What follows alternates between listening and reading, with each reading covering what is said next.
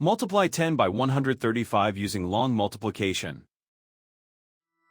Start with the ones digit, 5. 5 times 0 is 0. 5 times 1 is 5. The first partial product is 50. Now use the tens digit, 3. Start one place to the left. 3 times 0 is 0. 3 times 1 is 3. The second partial product is 300.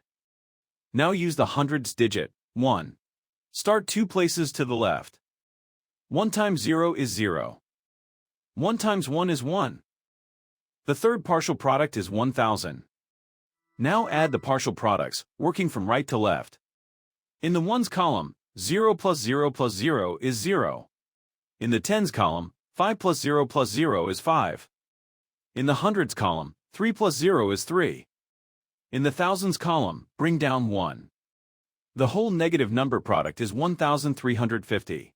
So 10 times 135 is 1350.